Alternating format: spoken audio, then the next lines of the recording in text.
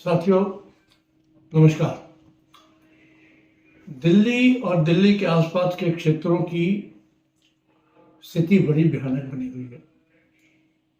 AQI 500 और उसके ऊपर भी पहुंच चुका है और उम्मीद यह है कि अगले कई दिन तक ये इसी लेवल पर रहेगा। और इस स्थिति के अंदर दिल्ली वाले बिल्कुल एक समझिए कि एक ऐसे बॉम्ब पे बैठे हुए हैं जो कि हम सबको परेशान आज भी करेगा और लॉन्ग टर्म नुकसान भी करेगा। इन सब चीज़ों को कंट्रोल करने के लिए भारत सरकार ने कई एजेंसीज बनाई, जिसमें कि एक NGT है, एक CAQM है, कमीशन फॉर एयर क्वालिटी। लेकिन उसके बावजूद दिल्ली, पंजाब, हरियाणा, UP इन सभी क्षेत्रों के अंदर बहुत ही ज़्यादा पोल्यूशन है। आप देखेंगे कि आपको सूर्य देवता भी दिखाई नहीं दे रहे आजकल। तो आज हम बात करेंगे कि इसका कितना असर पड़ता है। और ये CAQM जो है, ये एक ग्रैप सिस्टम जो इन्होंने बना रखा है, उसका मतलब क्या है? ग्रैप का मतलब है ग्रेडेड रिस्पॉन्स एक्शन प्लान, यानी कि जैसे जैसे पोल्यूशन बढ़ता है, AQI जैसे जैसे खराब होती है, इस ग्रैप के माध्यम से सरकार कुछ एक्टिविटीज़ को कंट्रोल करने की कोशिश करती है ताकि ये पोल्यूशन बढ़े ना। क्योंकि ये पोल्यूशन जो है आपके हार्ट के ऊपर, आपके दिमाग के ऊपर, आपकी फैटीग, उसके साथ साथ बच्चों के स्वास्थ्य के ऊपर, उनके फेफड़े, दमा, बुजुर्गों के स्वास्थ्य के ऊपर बहुत ज़्यादा दुष्प्रभाव छोड़ता है।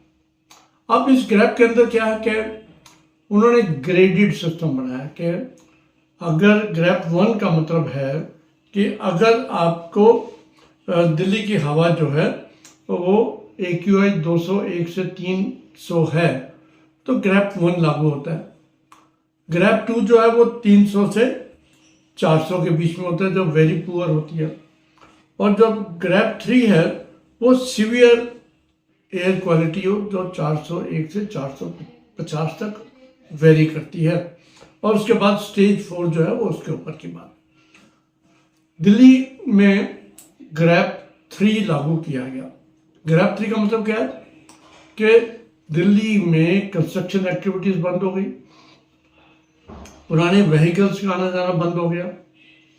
इनफैक्ट सरकार ने कुछ दिनों के लिए स्कूल्स की भी ऑनलाइन क्लासेस को उन्होंने बाध्य कर दिया कि स्कूल जो है ऑनलाइन क्लासेस करेंगे। तो ये जो सिस्टम है ये हमें बताता है कि पब्लिक ट्रांसपोर्ट यूज करें हम ज़्यादा से ज़्यादा, अर्ली मॉर्निंग वॉक करने ना जाएं, आउटसाइड एक्टिविटीज़ ना करें। खासकर जो बच्चे हैं वो आउटडोर गेम्स ना खेलें, बुजुर्ग लोग जो हैं वो घर से बाहर ना निकलें। ये मोटी मोटी एक्टिविटी है।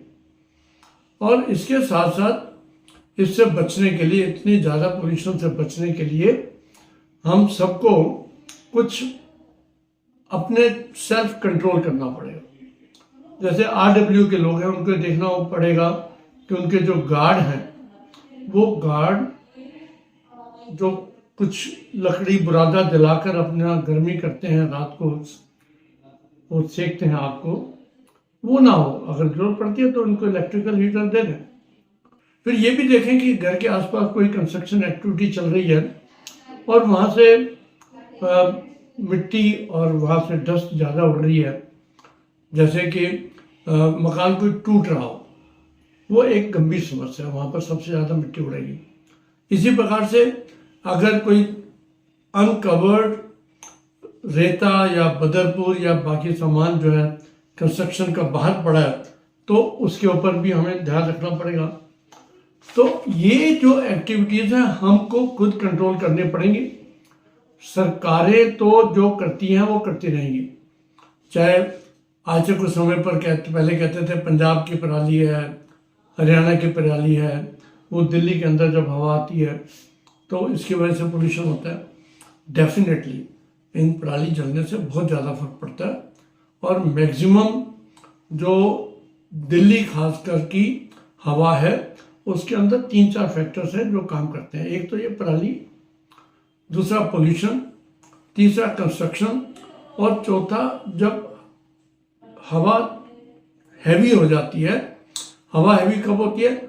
जब मॉर्निंग टेम्परेचर कम हो, हवा के अंदर सल्फर डाइऑक्साइड, नाइट्रस ऑक्साइड, ओजोन्स, और उसके साथ साथ जो पार्टिकुलेट मटेरियल है, सस्पेंडेड पार्टिकुलेट मटेरियल, PM 2.5 या PM 7.5 या PM 10 जो बोलते हैं, उनका प्रभाव ज़्यादा, तो वो एक धरती पर एक ऐसी लेयर बनाती है जो हम सबको कष्ट देती है।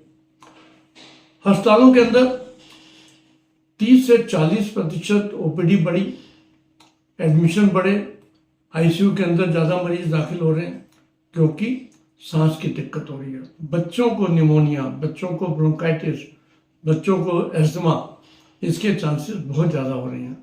तो आओ हम सब कुछ चीज़ें करें जिससे कि हम अपने आप को ठीक कर सकते हैं। बाहर ना निकलें, पब्लिक ट्रांसपोर्ट का इस्तेमाल करें, और बुजुर्ग लोग और बच्चे बिल्कुल आउटडोर एक्टिविटीज़ बंद कर दें। अपने घरों के अंदर जहाँ तक हो सके एयर प्योरीफायर्स का इस्तेमाल कर सकते हैं। That is a good alternate to all these things. हम उनको इस्तेमाल करेंगे तो ज़्यादा अच्छा। तो आओ प्रण लें कि दिल्ली की या अपने क्षेत्र की हवा को और ज़्यादा ख़राब नहीं होने देंगे। अपने हाथ में जितना कंट्रोल है करने की कोशिश करेंगे, और उससे साथ साथ खुद भी स्वस्थ रहें, अपने बुजुर्गों को और अपने बच्चों का भी ध्यान रखें। बहुत बहुत धन्यवाद।